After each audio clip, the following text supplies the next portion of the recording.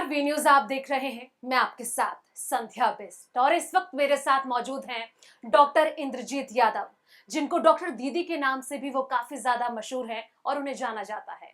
और डॉक्टर दीदी के नाम से उन्हें इसलिए जाना जाता है, जब कोरोना का शुरुआती दौर था, लॉकडाउन था, लोग अपने घर में कैद हो गए थे, तो तमाम लोगों की मदद भी उन्होंने करी थी। घर घर जाकर लोगों को दवाइयां उपलब्ध कराना, उन्हें अनाज पहुंचाना, ये तमाम तरीके से उनके द्वारा मदद लोगों को दी जा रही थी। लेकिन अब जैसे में हरियाणा सरकार की तरफ से भी जो मानेसर नगर निगम को लेकर अनाउंसमेंट की गई है और हरियाणा को 11वां नगर निगम भी मिला है, इसको लेकर जो चुनाव की प्रक्रिया है, नगर निगम चुनाव को लेकर पहली बार यहाँ चुनाव होने हैं। और ऐसे में जो उम्मीदवार के तौर पर, यानी कि मेयर की उम्मीदवार के तौर पर डॉक्टर दीदी भी उतरेंगी, उनसे जानेंगे। सबसे पहले डॉक्टर दीदी, आपका बहुत बहुत स्वागत है वी न्यूज पर। धन्यवाद। पहला सवाल तो ये कि मैं आपको डॉक्टर दीदी बोलूं या इंद्रजीत यादव बोलूं? जैसा आपको ठीक लगे आप बोल सकते हैं। जनता ने तो डॉक्टर दीदी का नाम दिया है, आप भी बोल सकते हैं। तो डॉक्टर दीदी आपका नाम क्यों पड़ा, क्या इसके पीछे मुख्य वजह मानी जा सकती है?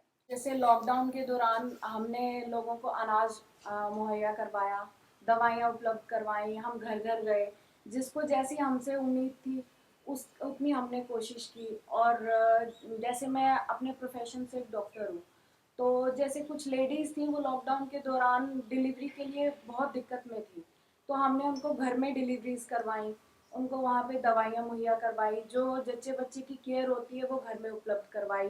तो तब से लोग मुझे डॉक्टर दीदी के नाम से, उन्होंने डॉक्टर के साथ में दीदी की उपाधि जोड़ दी और वो मुझे डॉक्टर दीदी के नाम से बुलाने लग गए।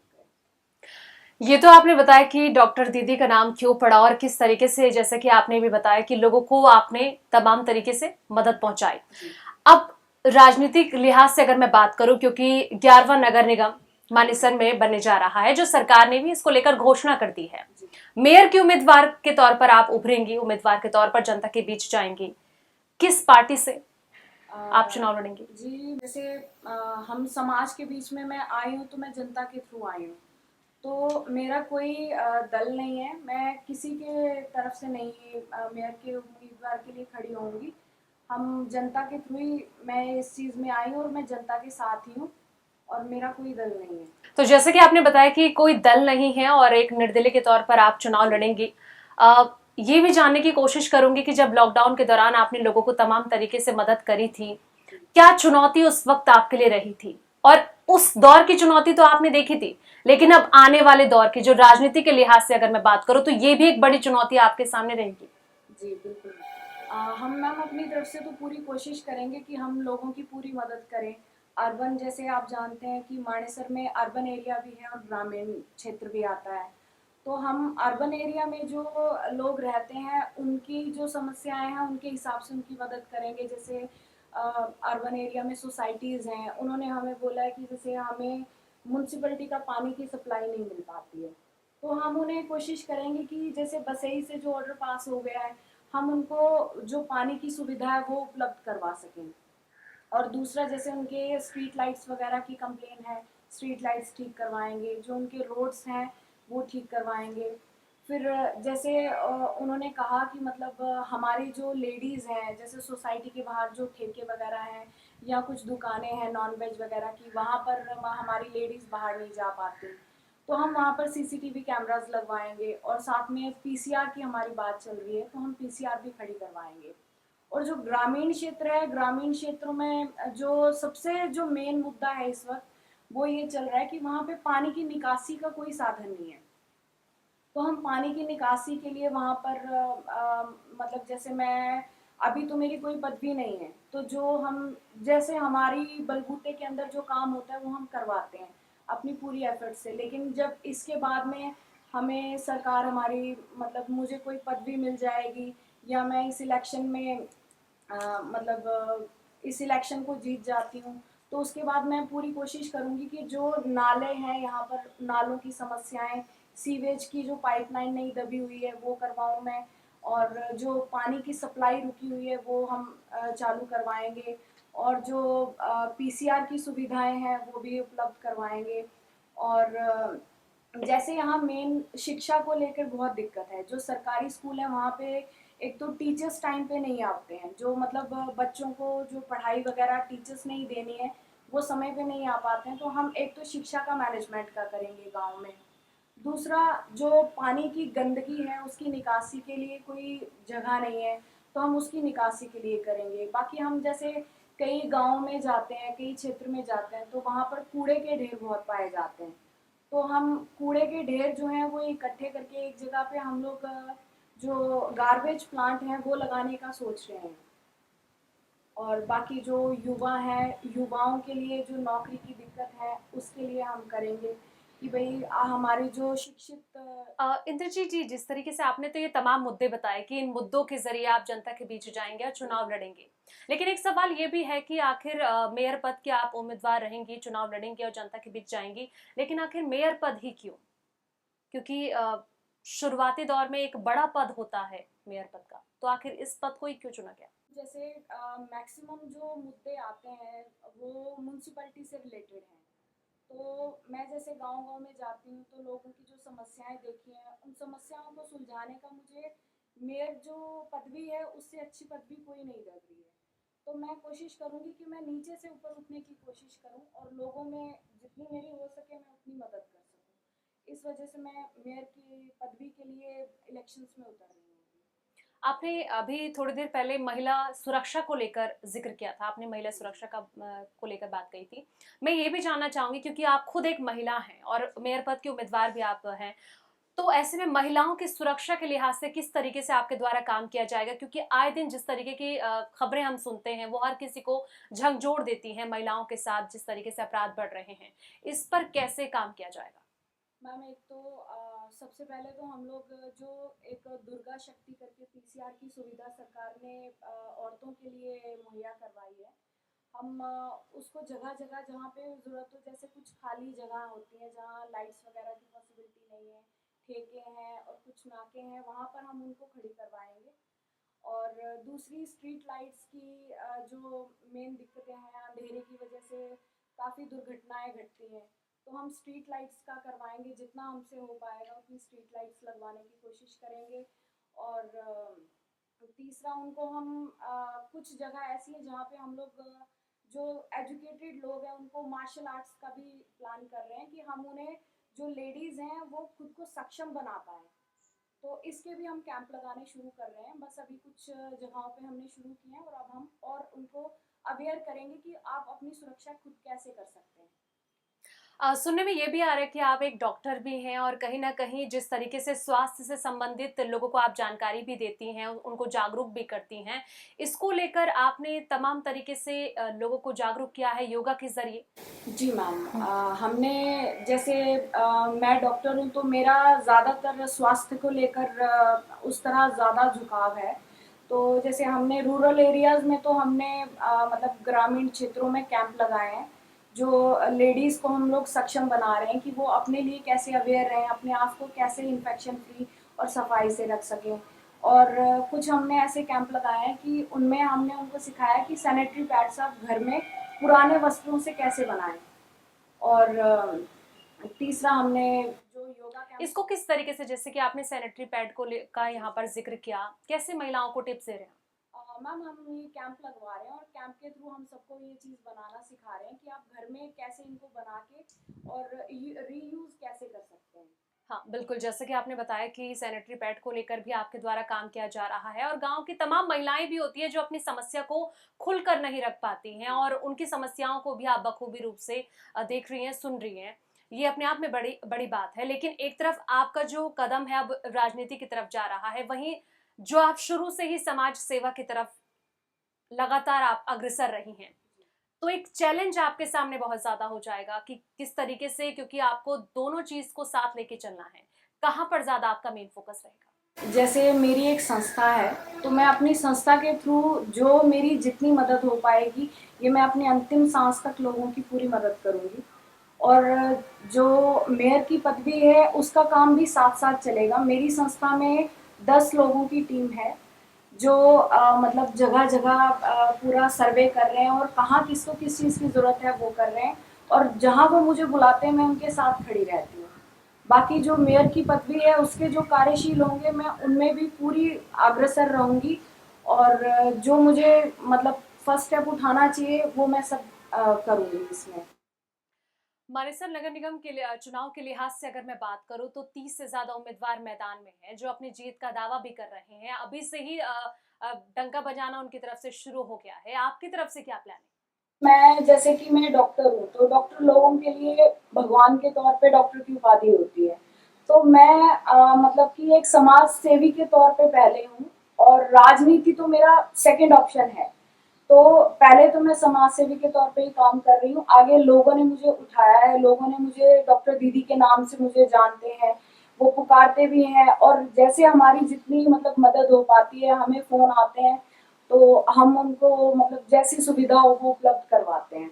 और अभी डॉक्टर दीदी की नाम से एक हम एम्बुलेंस भी प्रोवाइड करवा रहे हैं, जो गरीब लोग जो हॉस्पिटल नहीं जा पाते हैं, जो लेडीज हैं प्रेग्नेंट, वो अपने घर में ही कई बार दुर्घटना का शिकार हो जाती हैं, तो हम उनके लिए डॉक्टर दीदी एम्बुलेंस जारी कर रहे हैं। मानेसर को औद्योगिक क्षेत्र कहा जाता है। जिस तरीके से यहाँ पर डेवलपिंग को लेकर सरकार ने तमाम तरीके से अनाउंसमेंट भी की है और 75% रोजगार जो युवा हैं उनको रोजगार देने की भी बात करी है, लेकिन आज भी जो कई युवा हैं वो उनको रोजगार नहीं मिल पा रहा है और एक ये बड़ा मुद्दा भी है। इसको कैसे देखते हैं? इस पर कैसे काम करेंगे? जैसे अभी तो मेरी कोई पदवी नहीं है, अभी तो मैं एक समाज सेवी के तौर पे काम कर रही हूँ। इस पदवी पे आ जाऊंगी, मैं मेयर बन जाती हूँ, तो मैं अपनी जो युवा पीढ़ी है उस पर पूरा ध्यान दूंगी, और जितने ज़्यादा हो सके मतलब मैं उनको सरकारी नौकरियां और जो आईटी के क्षेत्र में नौकरी प्रोवाइड कर सकूं, मैं वो सब पूरी कोशिश करूंगी, और उनका हर समय हर घड़ी पूरा मदद करूंगी। जैसे कि आपने कहा कि अगर आपको ये पद मिल जाता है तो आप युवाओं के लिए काम करेंगे, रोजगार जी के लिए, आम जनता के लिए काम करेंगे, लेकिन जिस तरीके से इंटरनेट की सुविधाएं भी आजकल, जिस तरीके से इंटरनेट काफी ज्यादा तेजी से बढ़ रहा है और हर जी कोई, चाहे वो अर्बन एरिया हो, रूरल एरिया हो, वहां पर हर कोई ही इंटरनेट को बखूबी रूप से इस्तेमाल करता है। उस पर कैसे काम करेंगे? और जैसे कि आपने कहा था कि सीसीटीवी कैमरे भी लगाए जाएंगे महिला की सुरक्षा को लेकर। जी जी। हाँ जी, हम जो हमारे इसमें 29 जो गांव हैं वो आते हैं, तो हम यहाँ पे वाईफाई के थ्रू जो इंटरनेट की है पूरी फैसिलिटी उपलब्ध करवाएंगे। और जो हमारे मतलब जैसे बच्चों हैं उनको भी इंटरनेट की आज के टाइम में बहुत ज़रूरत है, वर्चुअल क्लासेस के लिए, फिर जो कॉलेजेस में है उनमें भी ज़रूरत है। तो अगर मैं इस चीज़ में मतलब मैं मेयर बन जाती हूँ, तो मैं पूरे इलाके में इस चीज़ की फैसिलिटी प्रोवाइड करवाऊंगी। अ, पानी का जो मुद्दा अक्सर देखा जाता है मानेसर में, क्योंकि जो गंदा पानी है और गंदे पानी की निकासी है उससे लोग काफी ज्यादा जूझ रहे हैं, काफी ज्यादा लोग परेशान भी हैं।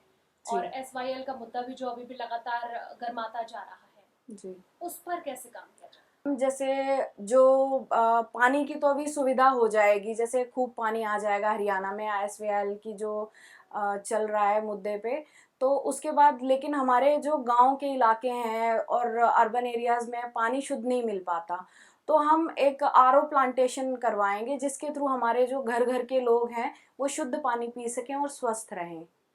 मानेसर औद्योगिक क्षेत्र में काउंट होता है, गिना जाता है, लेकिन आज भी जो तमाम कॉलोनियां हैं वो नियमित नहीं है। जी। इस और कैसे काम किया जाए? जैसे मैं इस पदवी पे आती हूँ तो उसके बाद में जो अनियमित कॉलोनी जो है उनको हम रेनोवेट करवाएंगे, और जो उनकी मूलभूत सुविधाएं हैं वो सारी हम उनको प्रोवाइड करवाएंगे। एक तरफ देश भर में 2.5 महीने से किसान आंदोलन लगातार जारी है। किसान अपनी मांगों को लेकर सरकार से मांग कर रहे हैं कि जब तक तीनों कृषि कानून को वापस नहीं लिया जाता है तब तक वो अपनी मांग से नहीं हटने वाले। और जो दिल्ली के तमाम बॉर्डर पर किसानों के द्वारा प्रदर्शन किया जा रहा है, आंदोलन किया जा रहा है, इसको कैसे देखते हैं? क्योंकि मानेसर में भी तमाम कृषि क्षेत्र है, तमाम किसान यहाँ पर भी मौजूद हैं, उनके लिए कैसे काम किया जाएगा और क्या कहना चाहेंगे सरकार से? हम किसानों के साथ हैं, हमारा सरकार से यही आग्रह है कि जो किसानों के हक में हो वही कानून उपलब्ध करवाए जाएं। और मैं भी एक किसान के परिवार से जुड़ी हुई हूँ, मेरे पिताजी भी फार्मर हैं, तो हम अपनी लास्ट सांस तक मैं किसानों के साथ हूँ और उनके हक में ही हूँ। कहीं ना कहीं सुनने में ये भी आ रहा है कि कई गरीब कन्याओं की शादियां भी आप लोगों ने करवाई हैं और आगे इस पर कैसे काम करें? जी मैम, हमने पहले भी शादियां करवाई हैं, कन्यादान भेजे हैं। जिन लड़कियों के पेरेंट्स शादियां नहीं करवा सकते उनके घर में मतलब पैसे की उपलब्धि करवाई है और फर्नीचर भी और शादियां भी करवाई हैं। तो आगे भी हम ये जो है ये करते रहेंगे। जो बेटियां हैं वो सबकी हैं, तो ऐसा कुछ नहीं है कि उनकी बेटियां हैं तो हमने शादी करवा दी। और हमारी संस्था इस काम को आगे जारी रखेगी। जैसा कि चुनाव के बाद अक्सर देखा जाता है कि जो वादे और दावे तो सरकार करती है जब मैदान में रहती है, लेकिन जीतने के बाद कहीं ना कहीं जनता से नदारद रहती है। क्या इसी तरीके से तस्वीर देखने को मिल सकती है अगर आप नहीं चुनाव मैम, जीतती हैं? नहीं बिल्कुल नहीं मैम, मैं जनता से ही जुड़ी हुई हूँ और मैं एक समाज सेवी हूँ। जैसे मैंने आपको बताया कि मैं मतलब फ्री कैंप्स वगैरह प्रोवाइड करवाती हूँ। तो हमारे मतलब अगर मैं इस चीज़ में आती हूँ तो मैं मेरे घर के दरवाजे हमेशा लोगों के लिए खुले हैं। अगर वो रात को भी ये चीज़ किसी चीज़ की उम्मीद मेरे से लेके आते हैं तो मैं उनकी पूरी मदद करूँगी और कभी मतलब उनको मुझसे निराश होने की ज़रूरत नहीं पड़ेगी। बिल्कुल, जैसे कि शिक्षा के क्षेत्र में, जैसे कि आप खुद एक डॉक्टर भी हैं और महिलाओं की तमाम समस्याएं भी सुनती हैं और आप लगातार समाज सेवा से जुड़ी हुई भी हैं और काफी ज्यादा आप इस पर जी। काम भी कर रही हैं। शिक्षा के क्षेत्र में कैसे काम किया जाएगा, क्योंकि मानेसर एक अर्बन एरिया भी है, यहाँ रूरल एरिया भी है, कई गरीब लोग भी हैं यहाँ पर हैं। और ऐसे में एक जिस तरीके से खबरें भी मिलती है सुनने को कि सरकारी स्कूलों में भी अभी जो हालात है वो काफी ज्यादा खस्ता है, इस पर कैसे काम किया जाएगा? इसमें पहले तो जो टीचर्स हैं वहाँ पर टीचर्स के आने जाने का कोई मतलब प्रूफ नहीं है। वो कई टीचर्स समय पे आते हैं, कई नहीं आते हैं। जो मतलब हम उनके स्कूल में जो एक मतलब कि आजकल एक थंब इम्प्रेशन का सिस्टम चल रहा है, हम स्कूल में टीचर्स के लिए एक तो वो करवाएंगे और दूसरा सीसीटीवी फैसिलिटी करवाएंगे कि जो लड़कियों के साथ आजकल शोषण की बहुत बातें सुनने में आती हैं। तो जो स्कूल हैं उनमें बच्चे सेफ नहीं हैं आज के टाइम में। तो एक तो हम सीसीटीवी जो है वहाँ पर मुहैया करवाएंगे। दूसरा हम इंटरनेट की फैसिलिटी प्रोवाइड करवाएंगे स्कूलों में और कंप्यूटर सिस्टम कंप्यूटर क्लासेस अलग से लगवाएंगे ताकि जो हमारे बच्चे हैं वो हमारा कल का भविष्य हैं। और अगर उनमें पूर्ण विकास होगा, वो मतलब कि उनको पूरी सुविधा मिलेगी पढ़ने की, शिक्षा की, तो वो आगे अग्रसर रहेंगे और काफ़ी आगे तक बढ़ेंगे। तो हम ये कार्य करेंगे शिक्षा के क्षेत्र में। और स्पोर्ट्स के लिए जैसे सरकारी स्कूलों में स्पोर्ट्स का कोई फैसिलिटी नहीं है, बच्चों को कहीं आगे नहीं बढ़ा पाते हैं, तो हम उनके लिए स्पोर्ट्स एकेडमीज़ खुलवाने की कोशिश करेंगे पूरी, कि हम अपने क्षेत्र में स्पोर्ट्स की एकेडमीज़ खुलवाएं जहां बच्चों को निःशुल्क मतलब वहां पर जाकर वो इस चीज़ में अग्रसर हो सकें और अपनी शिक्षा पूरी कर सकें। एक सवाल इंद्रजीत जी ये भी है कि आखिर राजनीति में आने की प्रेरणा आपको किससे मिली? जैसे मैं समाज सेवा पहले भी करती थी, तो मैं जैसे गांव में इलाके में लोगों से मिलती हूँ, तो मेरी प्रेरणा का स्रोत जो है वो हमारे इलाके के लोग ही हैं। जो हमारे गांव की, सबसे पहले तो हमारे गांव की सरदारी, दूसरा जो हमारे इलाके की सरदारी है, उन लोगों ने मुझे इसके लिए प्रेरित किया कि जो जैसे हम समाज सेवा कर रहे हैं, हम कुछ समस्याओं का जो समाधान है वो बिना पद के नहीं कर सकते। तो उन्होंने मुझे इस चीज़ के लिए प्रेरित किया है कि आप राजनीति में उतरें और मेयर के पद के लिए खड़े हों, हम आपके साथ हैं। और जो आप सबकी उम्मीदें हैं वो सारी ही मेरी उम्मीदें हैं और मैं कोशिश करूंगी कि जितनी उम्मीदें उन्होंने मुझसे दिखाई हैं मैं उन सब पे खरे उतरूं। तो मेरी प्रेरणा का स्रोत यही है और मैं अपनी माताओं का, बहनों का, युवाओं का और जो हमारे इलाके की सरदारी, गांव की सरदारी है, उनका हाथ जोड़ के मेरे समर्थन के लिए धन्यवाद करती हूँ। आखिरी में जिस तरीके से आपने बताया कि तमाम मुद्दों पर तो काम किया जाएगा, लेकिन अब सवाल ये भी उठता है कि आखिर जो हमारे दर्शक हैं उनको क्या संदेश देना चाहेंगे? मेरी तरफ से यही है कि मैं अपने देश की जो जनता है मैं उनके साथ हूँ और उम्मीद करती हूँ कि आप लोग भी मेरा पूरा साथ देंगे।